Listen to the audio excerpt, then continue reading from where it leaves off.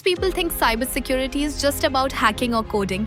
But the truth is, it's about protecting entire digital lives, businesses, and even careers. This is Industry Expert Insights by CounselNavi, where we bring you real conversations with professionals who help you understand how industries actually work beyond textbooks. Because choosing a career is easy, understanding the real journey behind it, that's where clarity begins. Today, we're joined by Amit Parse, a cybersecurity professional with over a decade of experience specializing in cyber awareness, system security, and digital risk management. In this episode, he'll share his insights on cybersecurity as a career path. You're deeply involved in building agentic AI and intelligent systems. What mindset shift should students and young professionals make to move from simply using AI tools to actually thinking like system designers? Nowadays what is happening is everyone is talking about AI, everyone is talking about machine learning, everyone is talking about the AI implementation tool like the chat GPT. Okay, so what I see in my last 2 to 3 years, I mean a typical chat GPT experience is students are using the chat GPT like a calculator. Getting my point? Suppose I am planning to perform some calculation. So what I need now? Either I need a sharp, intelligent brain which will remember all the numbers and do the calculation for me, or I can go with the help of calculator. So calculator is my assistant. Now, when you are talking about the student who is using the AI-based tools like ChatGPT, what we should assume is this is not just a tool that I am going to use like a calculator. I am going to use this AI-based technology to build an intelligent system. So first, for example, I'm planning to design a login screen. Okay, I can go to the chat GPT and ask for the code. I can absolutely go ahead and do that without any effort. Chat GPT will give me the code. But does it matches with my goal? Does it delivers the result as per my expectation? If no, then how the system will correct itself? So, what advice from my side to the junior engineers or students is, I mean, think of a AI like your assistant, who is a junior engineer. Like typically, what accountant will do. For accountant, his engineer is a calculator. He will do all the calculations based on calculator. Same way, we have to use the AI-based tools as a junior engineer, which will act as an assistant to achieve our goal. Step number one, understand what is my goal, why I am writing this piece of code, what is the business problem that I am going to solve. It's not a matter of just writing the prompt like build a login screen where user will enter username and password, but you need to assume the scope, you need to understand the scope. Okay, what is the scope of this login? What validations we need to perform with this login? If the validation is failed, then what to do? If the validation is succeeded, then what to do? So we need to go by the domain. So here AI is very helpful because models are pre-trained. Models can make mistakes like humans. So our job is to identify the requirement, review the result, review the outcome. If the outcome is not correct, then they have to correct themselves. One small example, what a typically engineer will do. Engineer is not going to construct the building by his hand. But what engineer will do, engineer will build a structural diagram. Engineer will design the scope. Engineer will design the complete apartment, society, or bungalow. Someone else is going to construct that actually. So as a wise engineer, what I will do, I will make the usage of the tools to speed up my work, but I am not going to be dependent on those tools. My job is to understand what is the scope. Like a child, I mean, you are training the child, you have to give the prompt, you have to get the output. So, for that purpose, you need to be very clear with respect to your requirements, with respect to your outcome, and then the scope for outcome. Sorry, please go ahead. As AI becomes more autonomous and decision driven, cybersecurity risks evolve too. How should future professionals start viewing security not as a final step, but as something that's built into the system from day one? Very valid point, and this is really a very good point that we are discussing now. Typical developer mindset, I mean, I will not say all, but in most of the cases what is going to happen is developer will be focused on solving the business problem first. Business problem can be, show me the dashboard of top performing employees. Okay, so what is the outcome? Show the list of top 10 performing employees. Developer will focus to that particular area only. Non-functional requirement could be, what if I am going to access the same web page 1 million number of times? Okay, it is very easy with the help of AI, with the help of GPT-4, Llama, I can go ahead, write a small program which will hit your website 1 million times. So security is not something which we will consider after going to the production. Security is something which will start from the day one. When you are doing the requirement analysis, from that point, security should be started. The system design is supposed to be started along with the security, keeping all security aspects in mind. Example, I can build my own intelligent agent which will keep monitoring for any kind of error. Okay, and from that error it will give user an advice that, sir, you have done this mistake. Getting my point? So aspect number one, what my tool will do, what my AI based agent will do, analyze the log and then provide the solution what was wrong. Now you are talking about cyber security. I am a certified ethical hacker. How, what I can do now, I can make a misuse of your agent. I will ask your agent, my users are doing mistakes, so can you please go ahead and scan the log files? My agent will say, yes, there are 10 errors reported. Can you give me the first error? Now, your first error may reveal the bad password. Your first error may reveal the database password. So we have to be very careful. Example, log writing. Developers will write the exceptions or error into the log file. Are we supposed to log the password? Are we supposed to log the user's credit card number? Error while adding user's credit card number. Credit card number is this. Error while adding the Aadhaar card number. So, what's the moral of the story? What is the system? What is an application which will solve the business problem? If the application is not able to perform well, that is a performance issue or any kind of an internal code issue, application will log the data. You might ask me this question, Amit, from where the security is coming into the picture? Boss, are you trying to write the data to the log file which is confidential? Because I have an AI agent which will listen to all errors and try to understand what is the problem. So security will start from day one and not from the UAT testing or when we launch the product into the production. We're talking about automated interviews. I mean, interviews will be an AI based interviews where the candidate will come, candidate will speak, and then AI will decide whether the candidate is suitable for the role, right? So what is that? That's basically an agent who is helping HR department to conduct the interviews. So security will start from here also. Suppose I am a candidate, okay, whose interview was not good. But what I can do, I can trick my model so that the bad candidate will be selected and not the good. So it's not only about the legacy applications, I mean, 5 to 10, 15, 20 years before, but yes, it applies to the modern world systems also. The softwares can be tricked from the outside. That's another example, actually. Many students learn AI, cloud, or cybersecurity in theory, but struggle when it comes to real implementation. From your experience, what practical steps can help bridge that gap early in someone's career?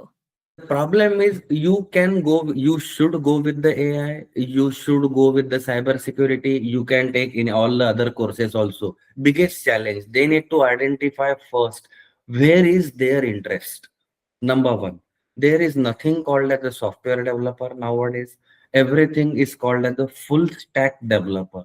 What is a full stack developer? A developer will build the beautiful front end.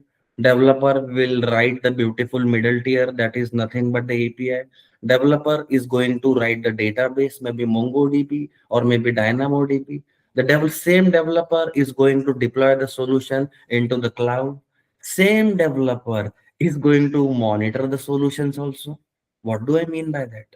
I am a full stack developer. I have a technical skill set which belongs to UI designing. Excellent. I am able to design the APIs. That is my another skill set because I am a full stack developer and I can take care of the database and deployment also. What is the next step now? My job is not over. I need to monitor my system for any kind of a security threat.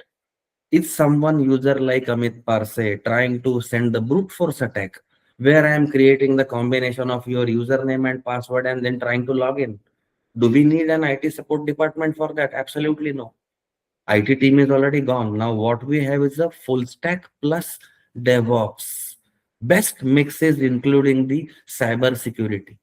Like you own the farm, you will take all the responsibility, you will grow your farm, and then you will grow the fruits or crop, whatever you planted actually. You are going to write the code, you are going to own the code, you are going to deploy the code, you are going to secure the code. That is possible only when you know what is a real world implementation is. I cannot go ahead and say, can you please design the login form where user will enter his username and password? Student will not be able to any understand anything out of it. Student will say, okay, if the username is Amit and password is Parse, then say correct login, and else say incorrect login.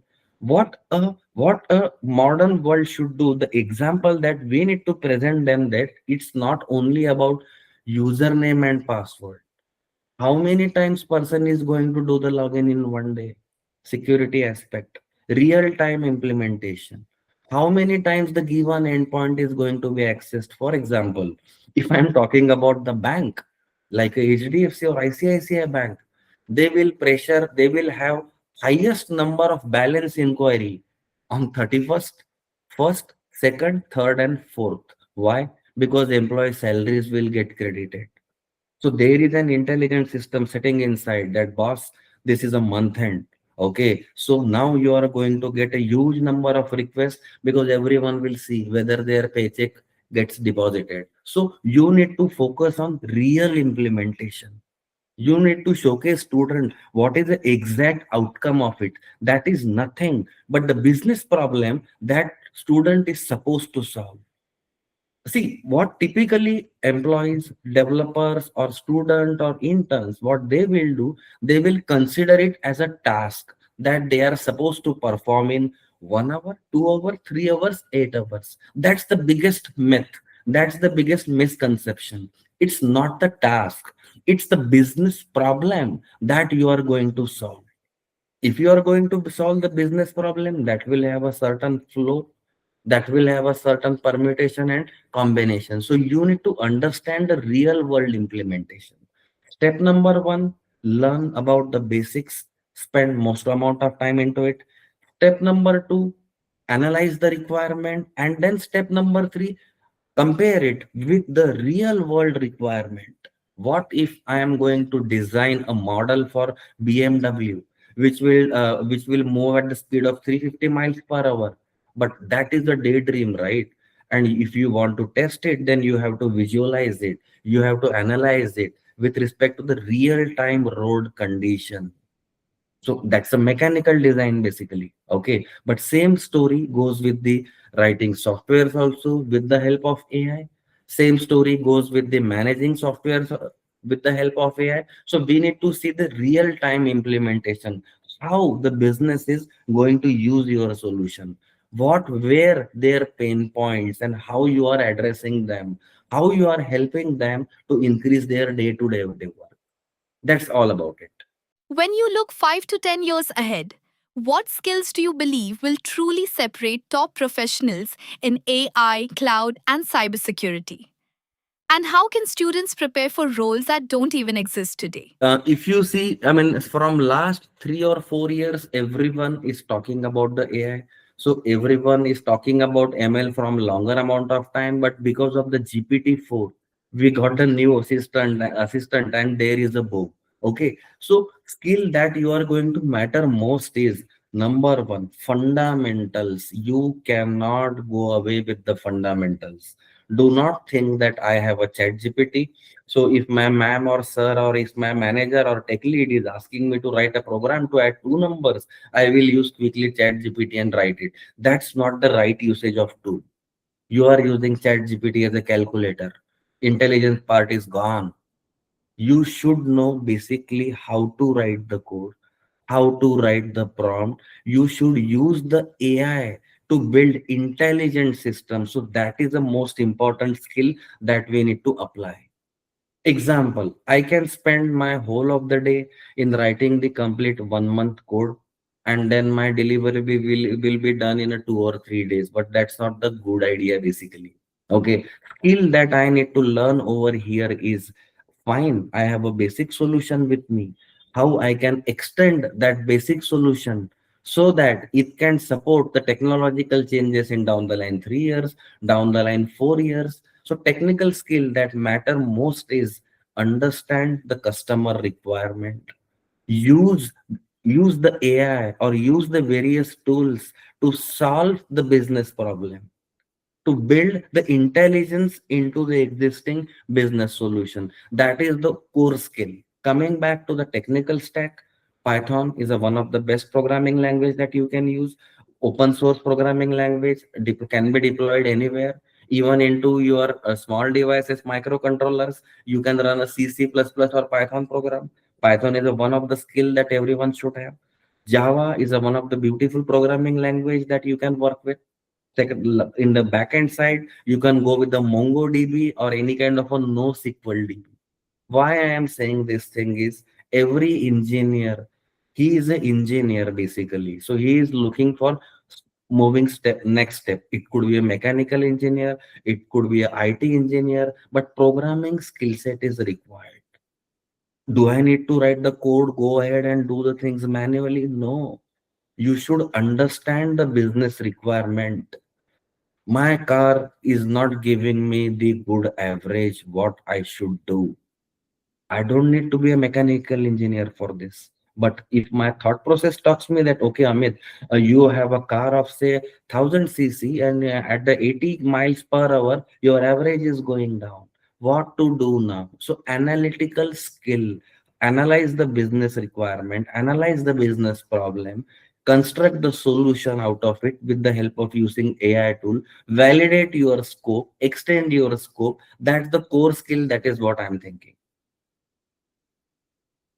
And AI you can use anywhere. It can be a simple medical shop, or it can be a simple a chai wala shop where you can implement the AI. You can easily predict what sort of a flavor is required in the morning, how many customers are coming me come visiting on which day time, which flavor of the tea is served most, which flavor of the tea is giving me best business in which season. AI you can put everywhere, in positive role, in negative role also. Best example could be banking, healthcare, and then the cyber security.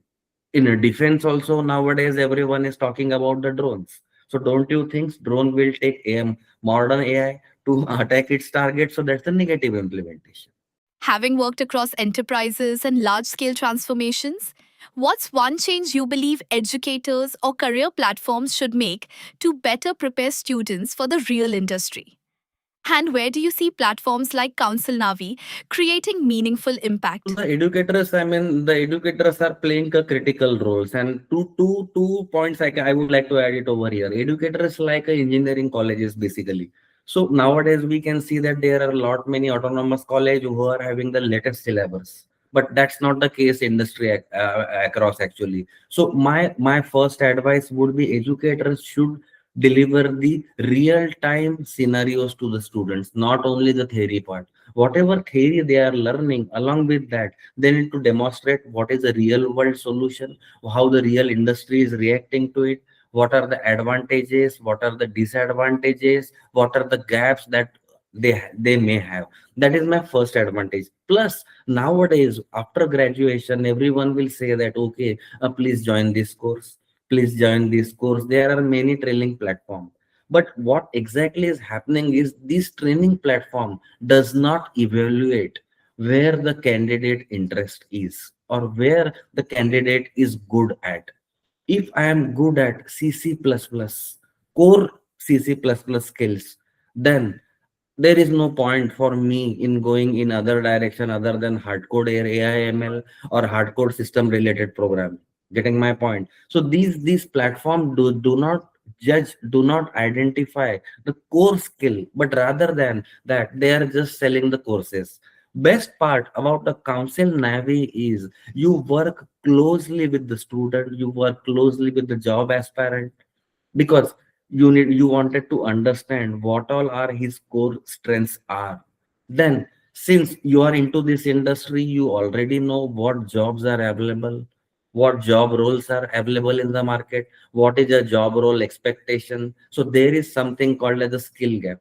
So best part about Council Navi that I was able to see is you are acting as a bridge, you are acting as a mediator, you are acting as a catalyst to improve the what exactly the student or the job aspirant is looking at, what is available into the market, and mentor and train them for their better career path accordingly. And you are also helping them to avoid the wrong decisions. I mean, I was also able to see that.